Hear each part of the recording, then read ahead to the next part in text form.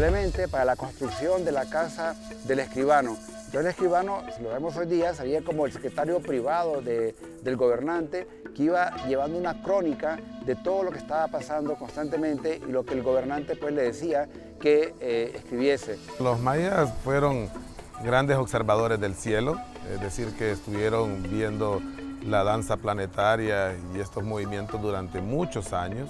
Fueron ciudades muy bien pensadas, nada quedó al azar. Las esquinas de cada uno de estos edificios tienen que ver con los puntos cardinales, norte, sur, este y oeste, pero también la cercanía al río. El río era un lugar sagrado.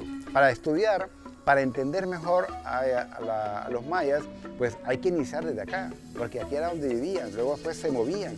Porque estamos hablando que hay 1 kilómetro en línea recta hacia la metrópoli, era una zona que estaba literalmente pavimentada de estuco. Fueron capaces de establecer las estaciones del año y también las divisiones del día, gracias a esa observación astronómica que lograron registrar durante varios años de su vida.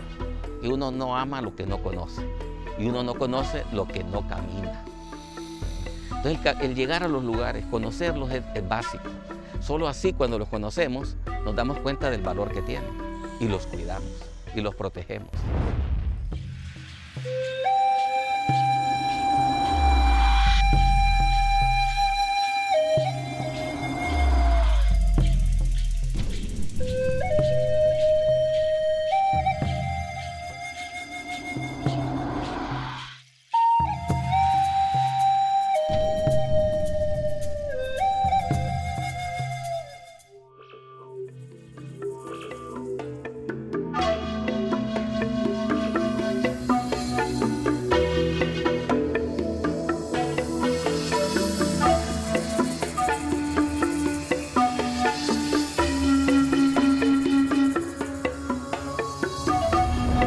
Aquí estamos en el sitio arqueológico de las sepulturas, que realmente se cree, y mucha gente piensa que es un cementerio, pues los mayas realmente enterraban a los muertos en su casa.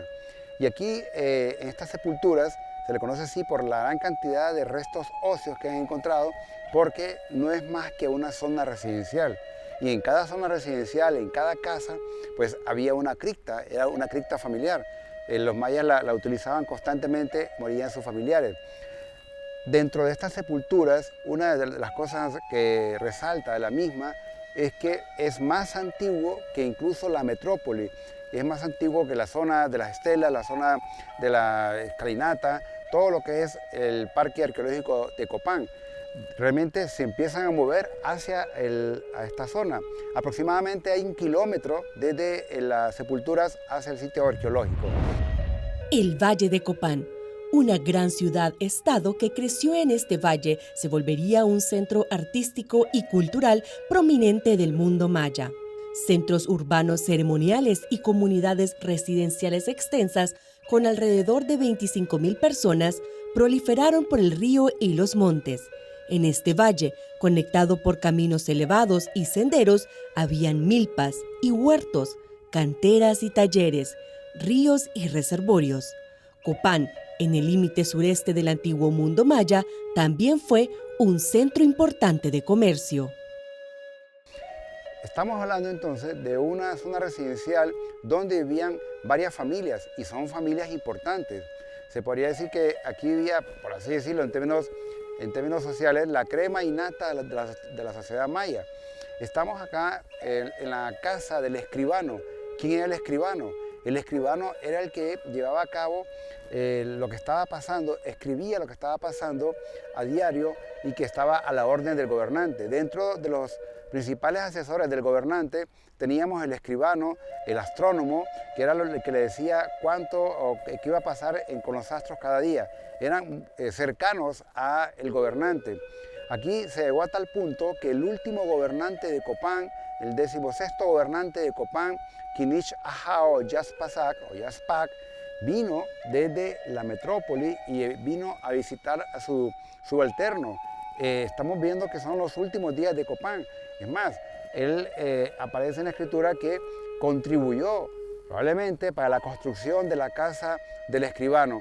Entonces el escribano, si lo vemos hoy día, sería como el secretario privado del gobernante, que iba llevando una crónica de todo lo que estaba pasando constantemente y lo que el gobernante pues le decía que escribiese.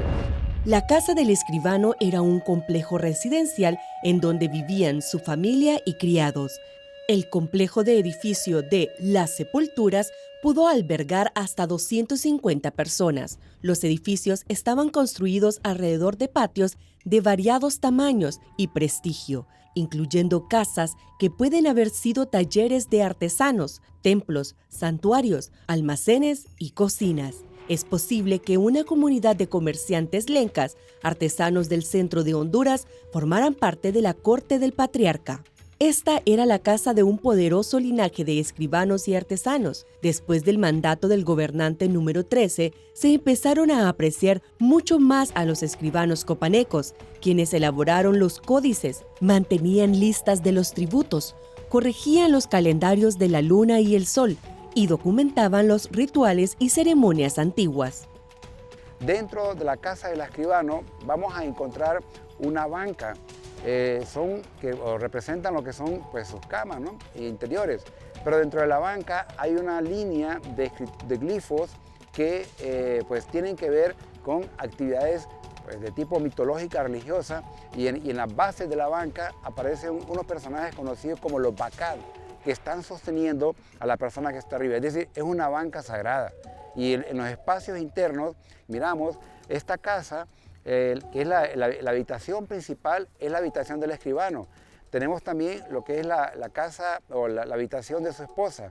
Y alrededores, lo que se puede observar alrededores, son las habitaciones de sus familiares, quizás de sus hijos o hermanos o familiares más cercanos. El patrón en la arquitectura doméstica maya era la casa principal, la casa de su esposa y alrededor las habitaciones de sus hijos y una plaza interna. Restos humanos antiguos yacen debajo de la tierra, recordatorio de la ocupación del Valle de Copán que precede la civilización maya. Un collar de jade de uñas de jaguar encontrado en una sepultura se remonta alrededor de 900 años antes de Cristo. El jade vino del valle del río Motagua en Guatemala. Las decoraciones de cerámica sugieren afiliaciones con las poblaciones del altiplano y la costa de México a unos 800 kilómetros al noreste de Copán. Otros entierros humanos no tenían artefactos, lo cual sugiere una diferencia creciente entre la élite y la plebe. Enterrada aquí había una vivienda aún más antigua, remontándose al año 1400 a.C. Estas sepulturas tienen algo muy interesante. Hay más de 20 casas alrededor, pero cada casa tiene un patio particular y hay un nivel de privacidad.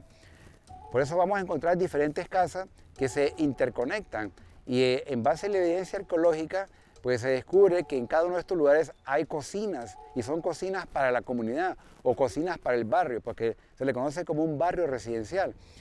Es decir, que cocinaban para todos los que estaban muy cercanos. Y por eso vamos a ver en cada una de estas casas, vamos a ver que hay diferentes sepulturas, unas que están abiertas, pero el patrón, vamos a decirlo así, arquitectónico, mortuario, era que en cada casa había una cripta o una tumba para sus muertos. Y la cosa también interesante que encontramos acá es que vemos esa conexión de los mayas con los lencas. ¿Por qué decimos esto? Porque en un sector de esta zona se encontraron vestigios, sobre todo de material lítico, como el caso de obsidiana, pedazos o tiesto de jade, cerámica, que probablemente pues, lo trabajaron los lencas. Los lencas se dedicaban básicamente a lo que son labores domésticas para con los mayas. Y aparte de eso, aquí en las sepulturas encontramos la evidencia arquitectónica sobre lo que son habitaciones. Una gran cantidad de habitaciones en un solo sector. Pues en la excavación se encontraron algunos elementos que tienen que ver con el juego de pelota. Algunos especie vamos a decirlo así, esos fajones que ellos utilizaban, que eran forrados con algodón y también con cuero de venado, eran utilizados en el juego de pelota. Entonces son algunos elementos que usaban en el juego de pelota. Esto nos lleva a pensar de que aquí estaba la sede del juego de pelota, por lo menos de esta zona residencial.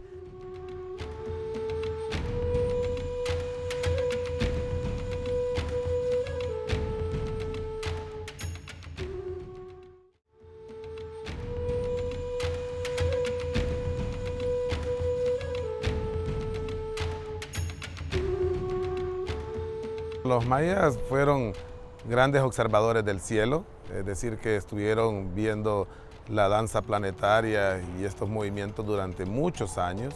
Eso les llevó a que tuvieran una buena data, que después analizaron y vieron de que existían ciertas repeticiones de estos movimientos, es decir, que habían ciclos.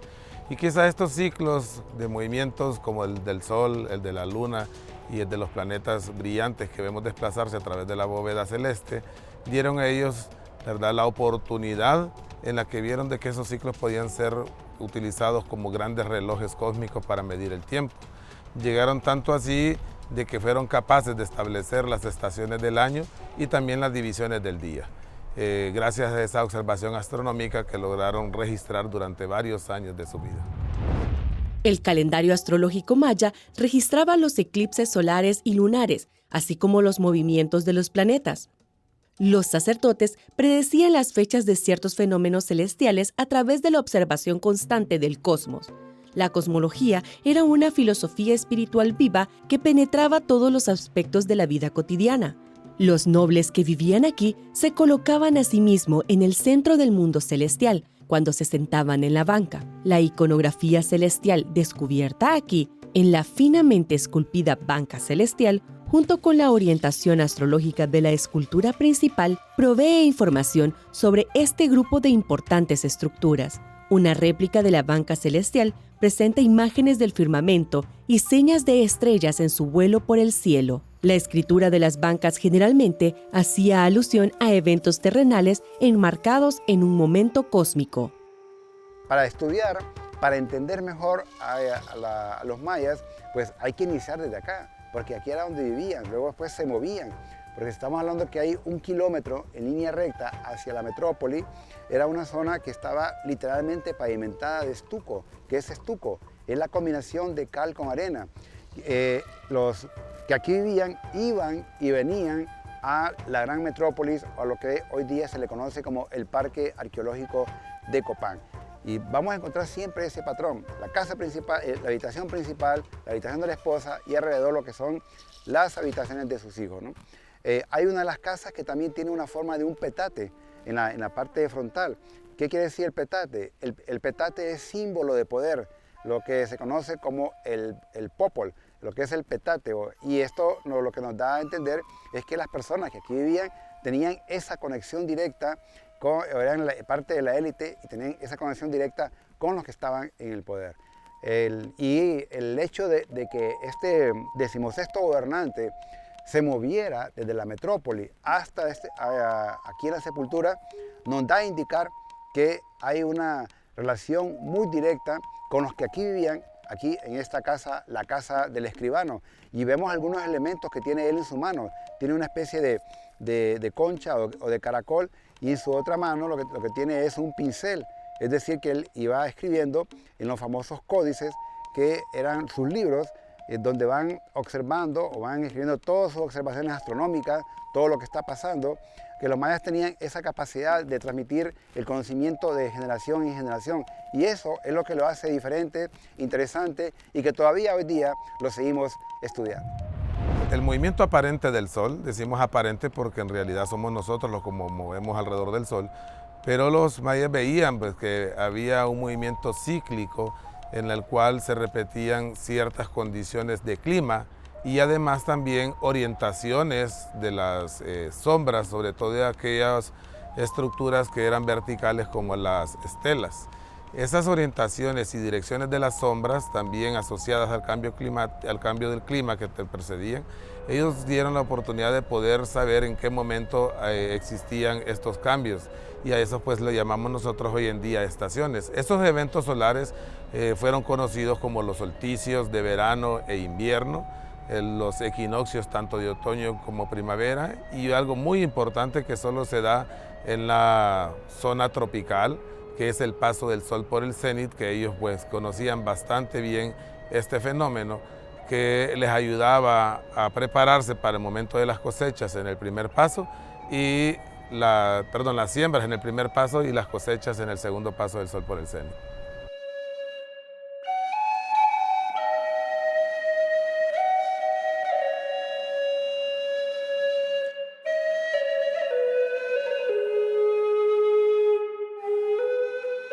En esta casa del escribano, que el escribano era el encargado de ir escribiendo todo lo que estaba pasando y que el gobernante le proponía, pues lo hacía en lo que se llaman los códices, como lo hicimos al principio.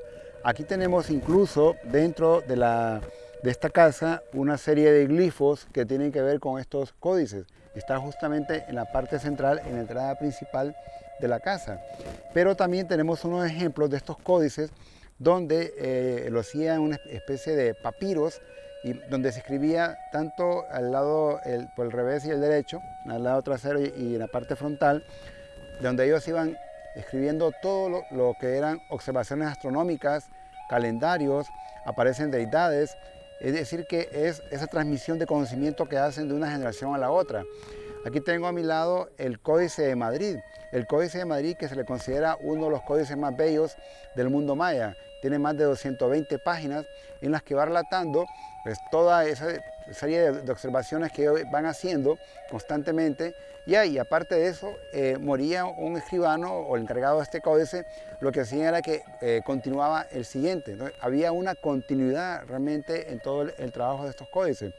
Arriba tengo el Códice de Dresden. El Códice de Dresden, gran parte de la información que tenemos es información astronómica, lo que hoy llamaríamos como almanaques, donde se registran lo que son eclipses solares, eclipses lunares, aparición de Venus, esos movimientos aparentes del Sol y también las diferentes etapas o caras de la Luna.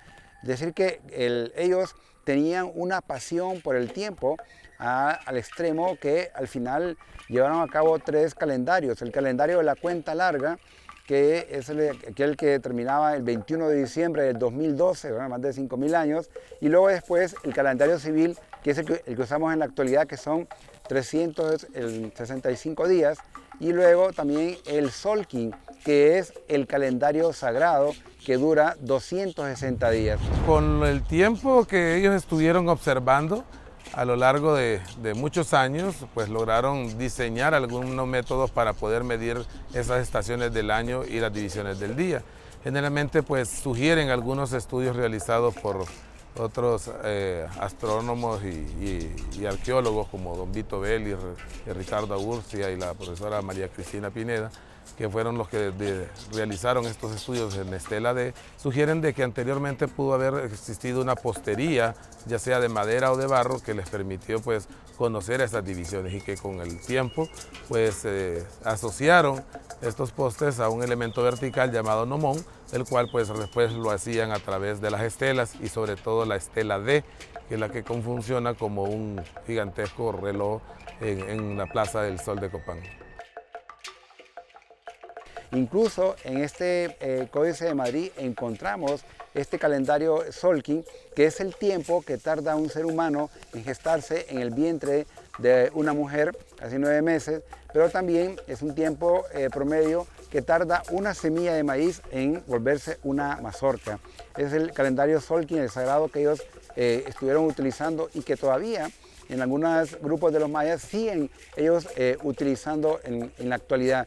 Es un ejemplo que tenemos de estos códices y lastimosamente muchos de estos códices fueron eliminados porque se decía algunos que tenía información satánica, pero realmente lo que tenía era básicamente una información de todas estas deidades que los mayas estaban constantemente adorando y transmitiendo siempre esos mensajes cíclicos, lo que pasaba cada ciclo, ¿no? El cambio de día, cambio de luna, incluso esos movimientos aparentes del sol, etc. Con esto podemos decir que el escribano tenía una función fundamental de mantener al día la historia de los mayas, que todavía en la actualidad nos ayuda a poder entenderlos, y esto es una fuente histórica directa, primaria, que podemos entender la cosmovisión de los mayas y empezamos a estudiarlos y ver algunos elementos que nos conectan con esta gran cultura de los mayas.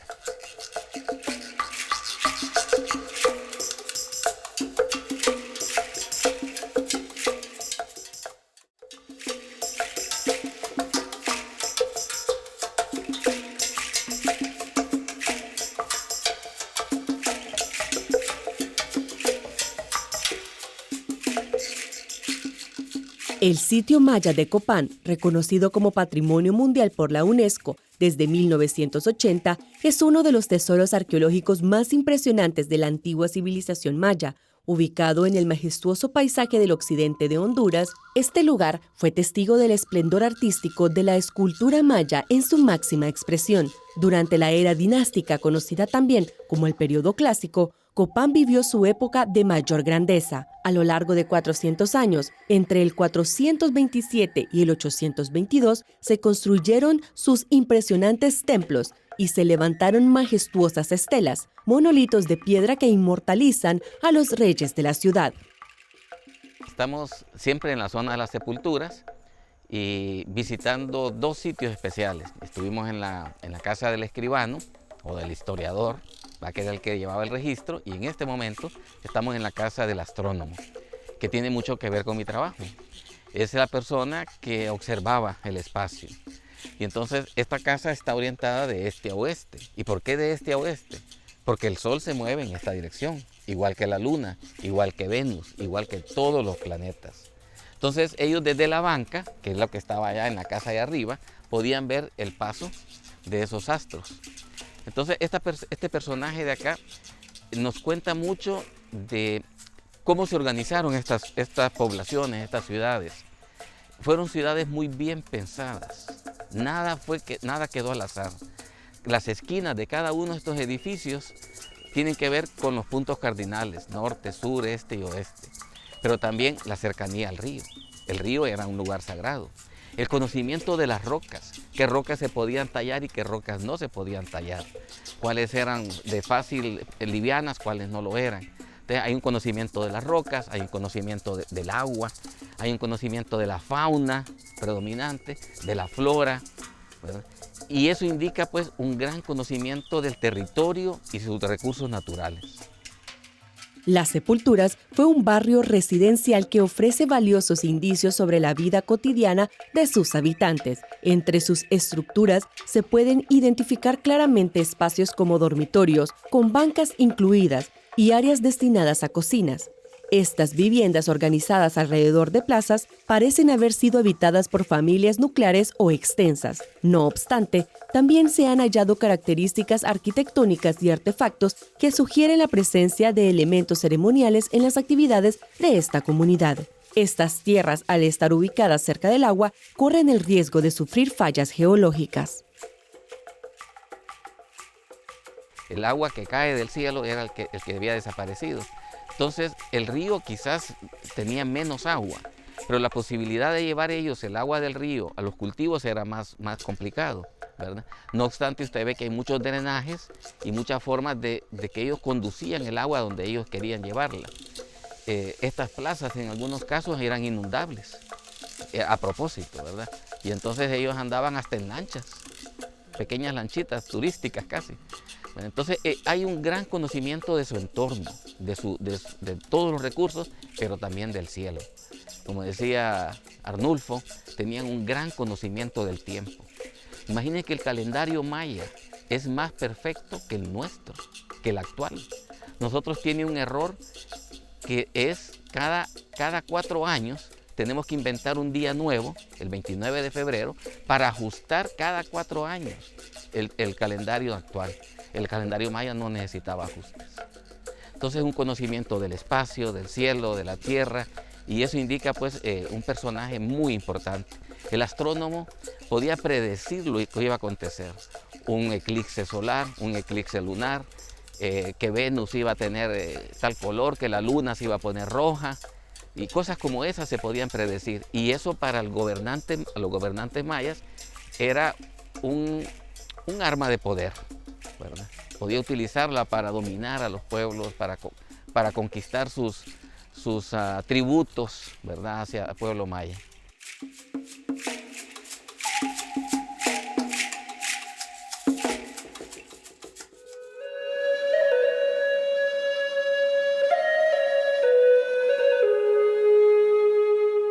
Los mayas eran realmente una cultura con muchos desarrollos astronómicos, científicos, escritura, numeración. Miren, la invención del cero se da aquí. Los mayas son la mejor cara que tenemos los hondureños en el mundo.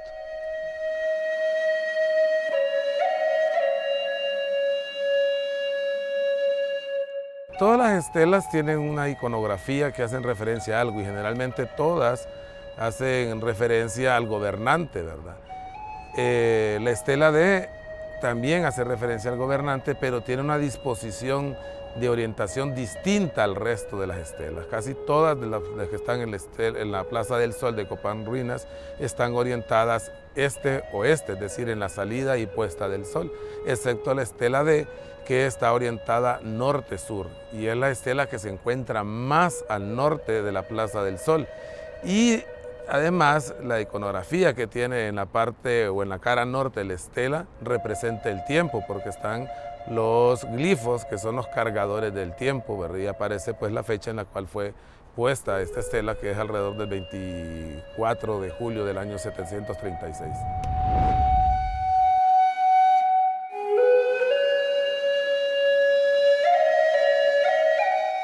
Nosotros en geografía decimos que uno no ama lo que no conoce y uno no conoce lo que no camina, ¿verdad? Entonces el llegar a los lugares, conocerlos es básico.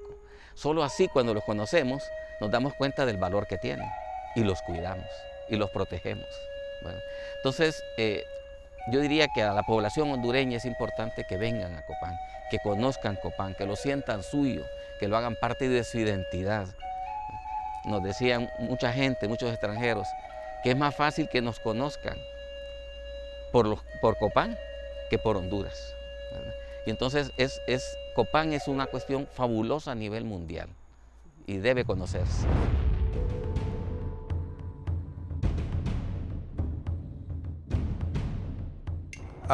Los egipcios, que fueron unos grandes astrónomos también, pudieron elaborar relojes de sol, con lo que a hoy les debemos la división del día, ¿verdad?, de las horas y los minutos.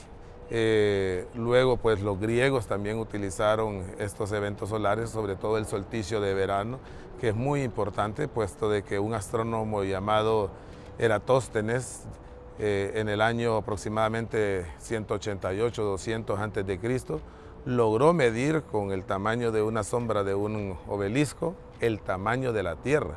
Es decir, que fue la primera vez que nosotros teníamos a conciencia, los seres humanos, de cuánto era de grande el planeta en el que nos encontramos. Para en aquellos entonces muchos suponían de que la Tierra era plana. Eratóstenes supuso de que la Tierra tenía que ser esférica gracias a la observación del solsticio de verano cuando se encontraba en Asuán, y haciendo la comparación el mismo día en Alejandría, pues miraba que había un obelisco que proyectaba sombra, mientras en Asuán el día del solsticio de verano no lo hacían. Entonces supuso él que la Tierra tenía que ser curva para que en un punto de la ciudad en Asuán no se proyectara sombra, y sí lo hacía el mismo día en Alejandría. Entonces esto le permitió a él, con cálculos trigonométricos, poder estimar el tamaño de la Tierra. Hoy en día lo medimos con satélites, y al hacer las comparaciones de medición entre Eratóstenes y nuestros satélites nos damos cuenta que el error es apenas del 1%.